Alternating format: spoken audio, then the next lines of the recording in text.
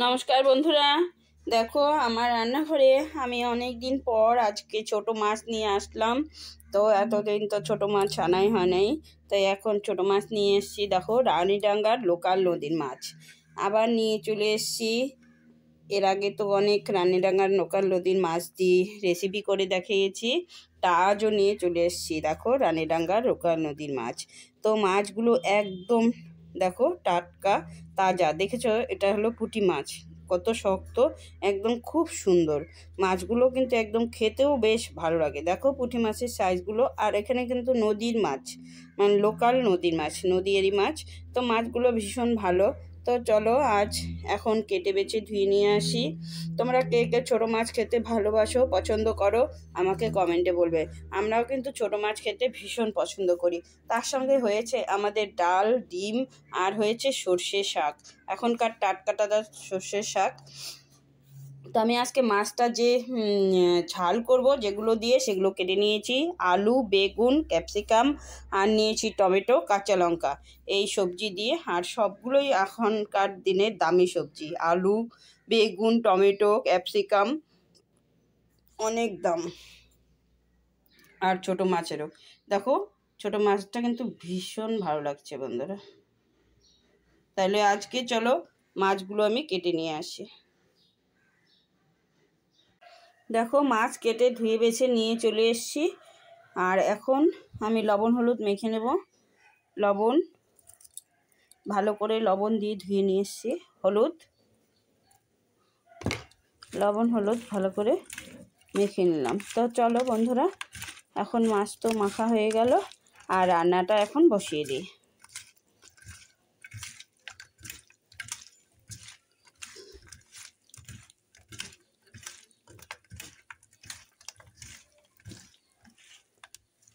সুন্দর করে মেখে নিলাম, একদম তাজা নদীর মাছ, নদীয়ারি মাছ।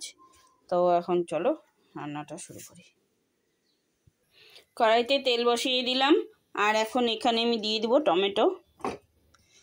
টমেটোগুলো পেস্ট করে নেব। তার সঙ্গে দিয়ে দেব লঙ্কা, শুকনো লঙ্কা, আমি যেহেতু ঝাল করব শুকনো লঙ্কা দিয়ে দিলাম।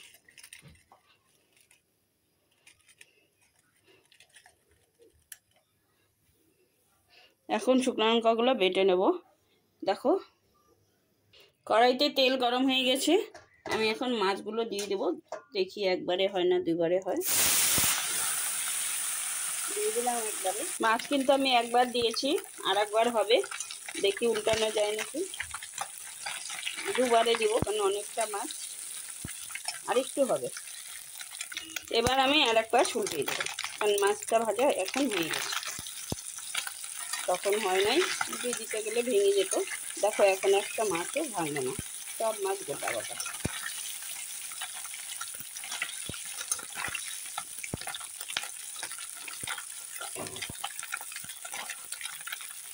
আর এক পাশ হলে নামিয়ে দেবো। এই মাছগুলো ভাজা হয়ে গেছে, এখন তুলে নিচ্ছি। পরেরগুলো আবার দিয়ে দিচ্ছি।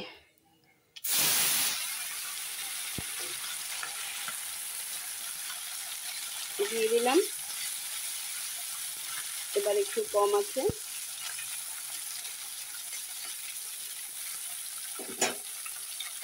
পরের মাছগুলো উল্টিয়ে দিলাম। দেখো কি সুন্দর, আর একদম গোটা গোটা মাছগুলো দেখেছো, এত সুন্দর।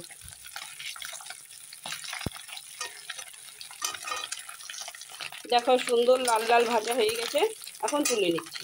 মাছ ভাজা দেখো সব তুলে নেওয়া হয়ে গেছে। এখন একই তেলে আমি ফোড়নে দিয়ে দিব গোটা জিরে, আর দেবো কাঁচা লঙ্কা, কালো জিরে, শুকনো লঙ্কা, এগুলো দিয়ে তো মাছের ঝাল খাই।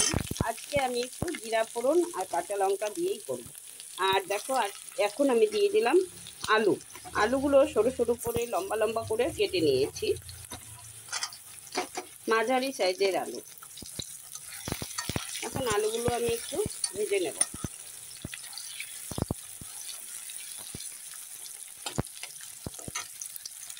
দেখো আলুগুলো কিন্তু খুব সুন্দর লাগছে। আলুগুলো এখন ভেজে নিচ্ছি।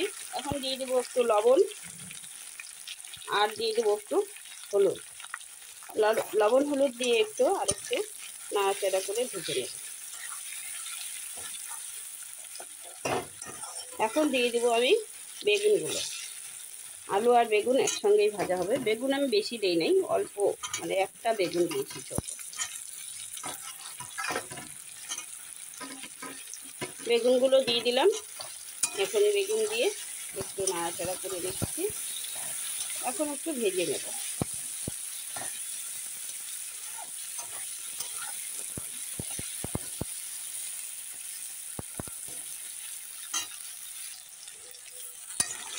এক পাশ দেখো ওগুলো ভাজা হয়ে গেছে, আবার একটু নেড়ে দিলাম। এখন আবার আরেকটু ভালো করে ভেজে নেব। এবারে দেখো ভাজা হয়ে গেছে। এখন আমি মশলাটা দিয়ে দেবো। এখানে টমেটো পেস্ট আর শুকনো লঙ্কা বাটা দিয়ে ভালো করে ভেজে নিচ্ছি।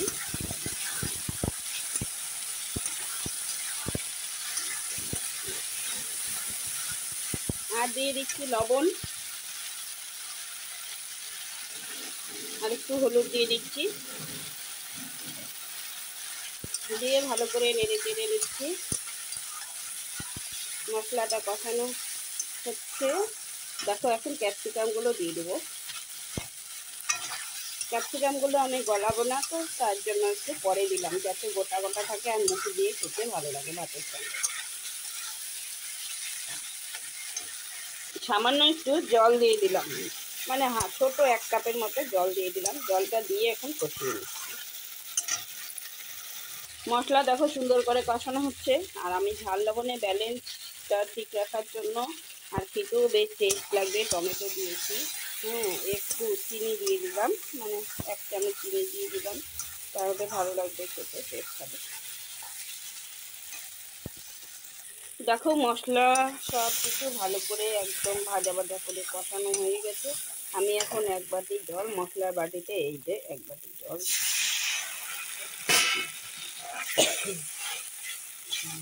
জলটা দিয়ে এখন ভালো করে নেড়ে দিলাম।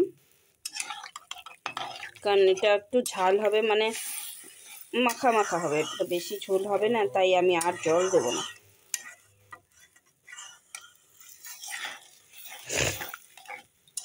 দেখো আমি এই যে বড় বড় মাছগুলো বেছে রেখেছি, আর ছোট ছোট মাছগুলো এই যে ভাজা খাওয়ার জন্য তুলে রেখেছি। এখন ঝালটা ফুটছে। দেখো দেখো টকবক করে ভালো করে ফুটে গেছে। আমি এখন ভেজে রাখা মাছগুলো ঢেলে দিচ্ছি।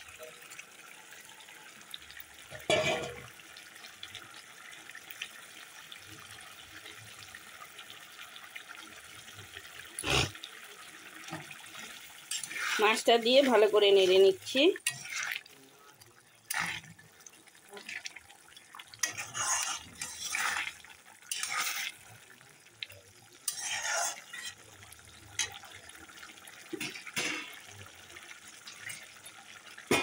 তেলটা একটু দিয়ে দিলাম।